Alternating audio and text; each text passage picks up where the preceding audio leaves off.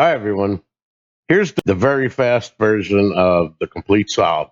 I'm putting this out there so that people who don't want to take the time to watch the longer videos could watch this for a brief summary, and then you can go back and refer to my other videos if you want the details. Jack had indicated that the solution is very straightforward, and my opinion is yes, it is very straightforward once you know where the starting point is.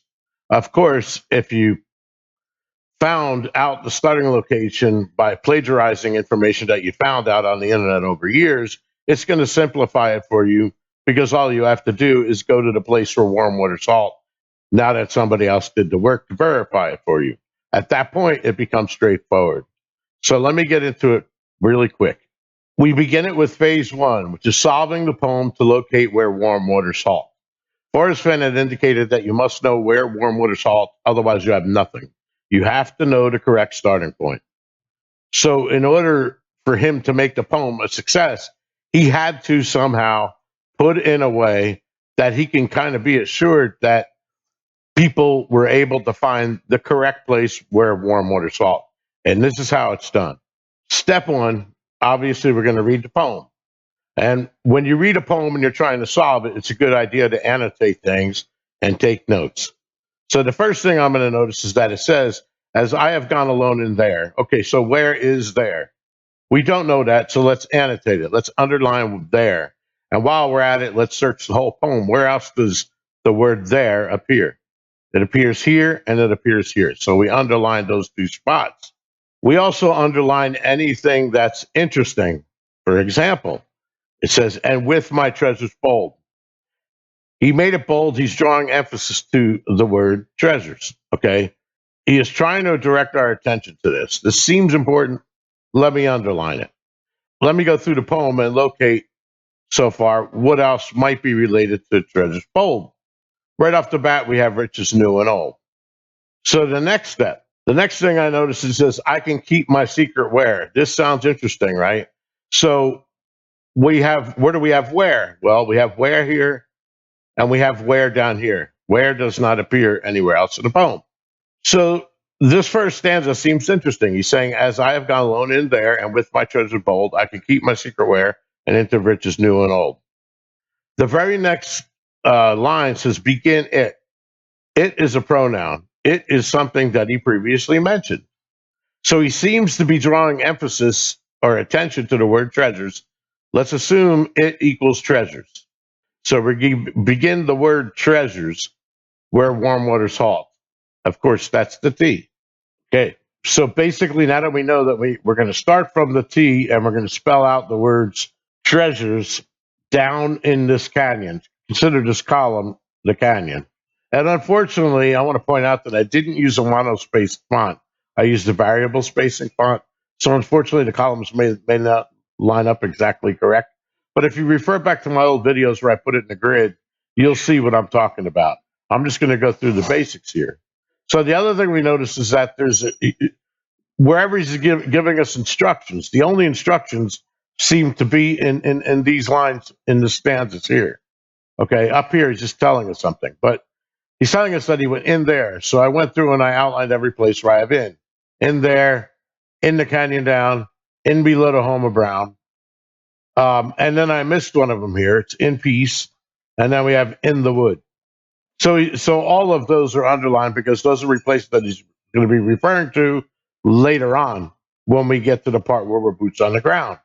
So let's continue with here spelling the word treasures.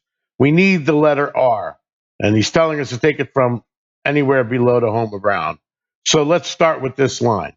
Also, I'm going to underline the home of Brown because that's where he's telling us to put it. Basically, if this is the canyon, anything to the right of this or anything to the right of this period, consider that in the canyon. He's telling us that he wants to put certain things in below the home of Brown, but don't go all the way into the canyon. Just like not far, but too far to walk. You'll see how that's going to come into play later because he's telling us don't take the nearest letter whenever you have multiple choices. So, for example, we need the R in there.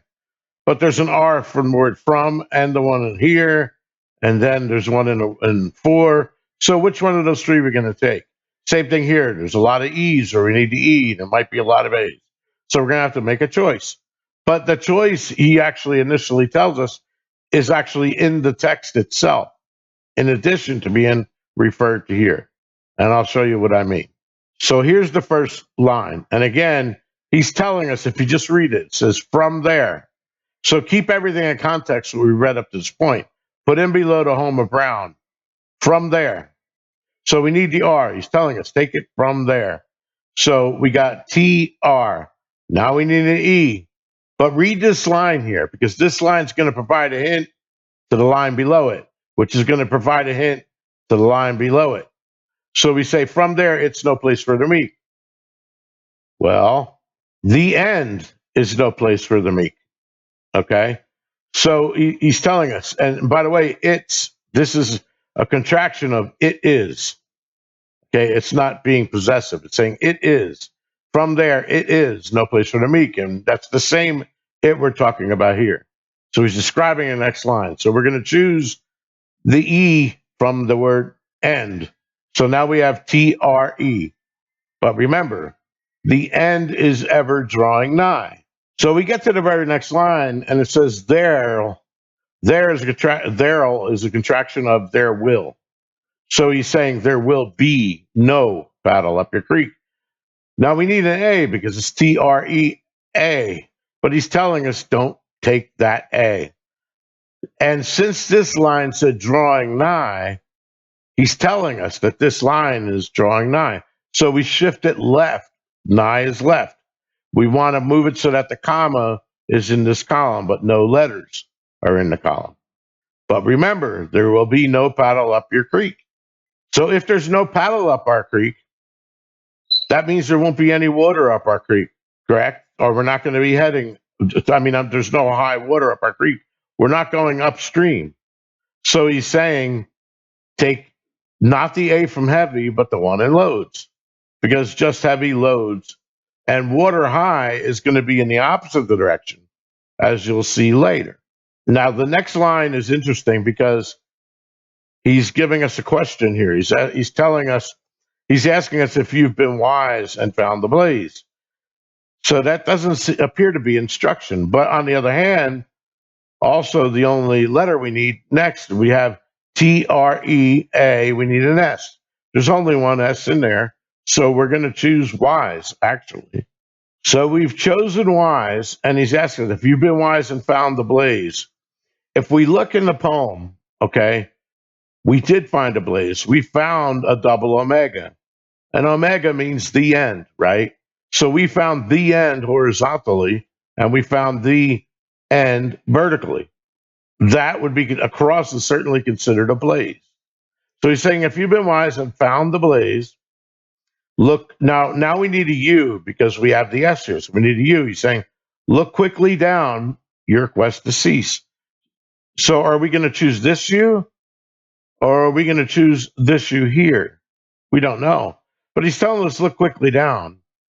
I immediately look quickly down below the home of Brown, and I notice, of course, the message we have, which so far is try the wheel. And those are all lined up, even though it might not appear so here. Try the wheel end. Okay. That's reading it vertically. Which U are we going to pick? I believe that we're going to pick the U and your. And the reason why that we're going to do that is because it's telling us to look quickly down, not necessarily just here, but he's directing our attention to skip over this part and jump down to so, because he's going to give us confirmation down here. And we don't have a chest to take and go in peace anyway. So he's saying, look quickly down your quest to cease. In order to make our quest cease, we'd have to take it to the end. So he's telling you to go here and finish out the rest of the poem. And that is how we're going to get the instructions on how to operate on the lines down here in order to reveal the rest of the secret message. The full message is going to be try the wheel, why, at, and then the word treasures, and then end. So he's saying, so why is it? Now there's that word it again. Remember, so he's now describing the rest of the word treasures, We have everything up to the S. We need to get a U from here, but are we taking the U in quickly, or are we taking it down the U from your? Well, he's giving us a hint there because he's telling us why is it that I must go. And if we look at the message that we have up here, try the wheel. So he's telling us, so why is it that I must go? So he's referring back to it again. And he's got the hint here, why? In other words, Wyoming. Okay. And then also, this is the end. This S and C is actually in the same column under T.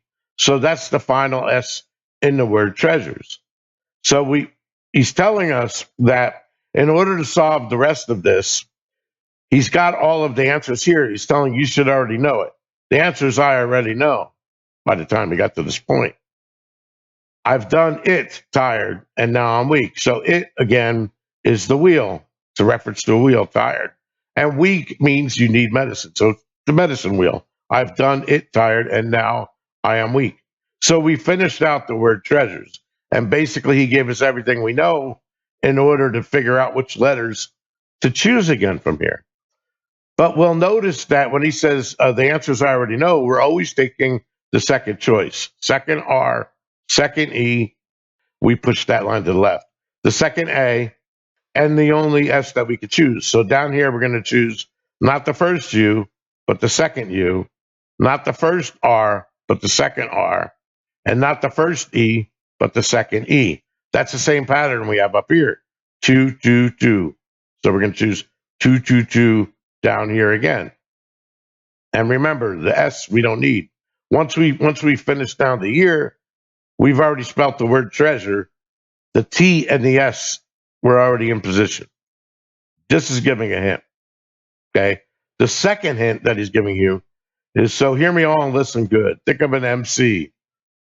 Think of bighorns. Somebody that's a bighorn was a hearing device for people that are deaf. He's repeating himself here. He's telling you essentially the same thing. Hear me and make sure you listen good. Your effort will be worth the cold. Right now we're cold. We haven't come up with anything. We don't have the chest. But that's because we are not brave and in the wood. Okay. So until we're in the wood, we can't possibly get the chest and go in peace. So he's telling us, I give you the title to the cold. So the answer is we should now have enough information to determine where warm water salt. That's the end of phase one. This is just the final page to give you an idea of what we ended up with. We determined that it was what we were looking for, treasures. Okay. And then we basically used the poem as a set of instructions to operate on itself and put the word treasures in there below the Homa Brown, just like he physically did when he was boots on the ground. Everything else down here is a hint to what the state of Wyoming, the fact that it is a medicine wheel, not just any wheel, and it's in the Bighorn National Forest, the wood. So now we're on the final phase. And again, if you didn't plagiarize everything that I just showed you, or you somehow guessed that the wheel, even though there's no water physically at the wheel, that the wheel was the exact starting point, props to you. I don't know how you did it, but I believe that most people that were at the wheel had heard something from Sam Smith. I can't prove it. There's a chance someone went there and said, there's no water up here at the wheel, and they just walked away and avoided it. They couldn't find it. So again, for more details, look on my other videos. So now we're at the wheel. We went to the starting point. We know where warm water salt is. We're going to now go to the place where warm water salt, the Bighorn medicine wheel. And from that point on, we're going to read these clues until the point that we can take the chest and go in peace. We're done. That's the second Omega. It's over. We completed the blaze that was in the poem. We reached the end twice. The first time we reached the end was to figure out where to start. Remember what Forrest said. I forgot who made the phrase, but it said that you arrive at the place to start and you know it for the very first time. Or you return to the place that you start and you know it for the very first time. He's referring to the fact that we went through the poem in order to find out where to start. Now we're physically there for the first time. We're boots on the ground. Let's go into Google Earth just really quick. I'm not going to go back to the poem because really all we're doing is going from here to here, okay, to from beginning down to here. This is just confirming that he went alone in there with my treasure boat. Now we're in the physical world, okay? Everything is going to be referenced from the wheel. Just remember what the poem says and keep these clues in mind. If you want the details, refer to the other video. Let's go on Google Earth. So here we are on Google Earth. Okay, so we're at the wheel. We parked our car. We came up. We're standing here. As I said in my other video, there's a sign here. It says walk left. So you have to follow this wheel clockwise. And I'm not going to get into the details of all the clues because that's in my other videos. But basically, this wheel is representing stars in the sky, including the sun itself. And when we walk around it clockwise, the hints are taking you to the place basically where the water is. And the water, and you can see this all on a map that's right here. And it's also down where you park. It shows you all of these labels and it explains to you what they are, and it has lines drawn away from them because it's explaining what each direction is. Okay. But the only one that we're interested in, because he is saying, from there, it's no place for the meek. The end is ever drawing nigh. So he's talking about the END, the end. He's also talking about the sunrise, because the sun rises over here in the beginning of the day, and then it goes around this clock twice, and then it sets when you're standing here looking this way. So this is representing an entire day, right? So the end is ever drawing nigh. The end of time is ever drawing nigh. The sun rises and sets every day. So we've been wise and we found the blaze. The obvious blaze when you're here without doing any research, all of them are blazes. They're all the brightest stars in their respective constellations. But the most famous blaze is the sun, of course. Now, just like the mountain men and Lewis, looking for Lewis and Clark, when we reach the end, okay, when he's telling us to look quickly down from the blaze, he's telling you to look down where the blaze is actually shining light. So he's telling you to look along this line, just like he's telling you to look along the water line to find out a physical place where warm water salts. And the physical place is in the basin, which makes sense. A Five Springs basin, warm water halts in a basin. The creek forms here, Five Springs Creek. The creek comes down and it goes over some waterfalls. It goes into the Bighorn River. So what the poem is telling us to do is to go here. Basically, we're going to walk around the wheel clockwise, become wise, go to the end. We're going to find the sun when it rises. We're going to put our back to it and we're going to follow the sun down. We're going to follow the direction of the sunlight down to the canyon where it meets the creek. And then there's going to be a blaze on the ground there where it intersects the creek in the canyon down. So he's telling us to, again, we're taking it to, we're going not far, but too far to walk. In other words, we're going to have to drive there. So he's telling you not far, meaning it's near, but it's too far to walk. So we're going to drive to the first place that we have the potential to walk to the canyon down, which is here. So if you look at a map, the only way, and remember, this is our home of Brown. So once we get in our car, the closest place that we can arrive at where we can walk to the canyon would be the way that I'm showing right here. So we hop in the car at the parking lot, we follow it down, we come down here, we hang it right off of 14A onto Forest Road 651, and we get out right here on Trail 140. Once we get out on Trail 140, we follow the poem again, and the poem clues are taking us down here. We're following this trail downhill. It's roughly a mile to here.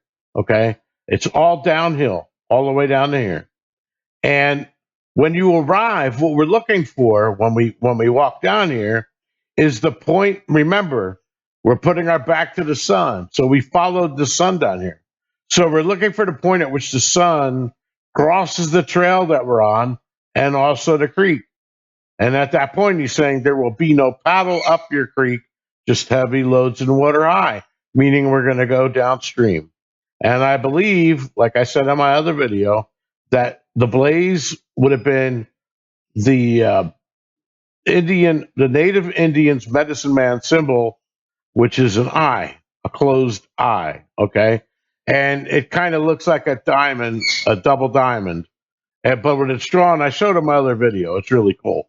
But anyway, I believe it was here on one of these rocks, and it could have been in a little bit further, maybe down to around here. But if you look on topographical maps, this is where the canyon starts. Everything up here is the basin, where the headwaters of the creek are. But anyway, that's it, folks. This is the quickest version that I could do that explains everything, including how I found evidence in the poem in order to be sure that we were going to the correct starting point. Because without knowing where warm water salt, you have nothing. So this is it. Have a good weekend, folks, or a good week, folks. I'm sorry, the weekend's over. Have a good time. If you like this video, please click like. And also be sure to subscribe and click that bell icon to be notified for future videos. I'm probably going to move slowly away from the chase unless I come up with some interesting news. But I kind of want to put out a couple more videos that focus on local treasure hunting things and perhaps how you could use technology in order to help you find local treasure. We'll get into things like satellite data analysis, LiDAR, stuff like that. And I'm going to do a pretty cool video that'll briefly show you what I mean. And I was going to put that out today, but I decided to do this instead. So I'll get that as soon as I can. So see you later, everyone. Peace.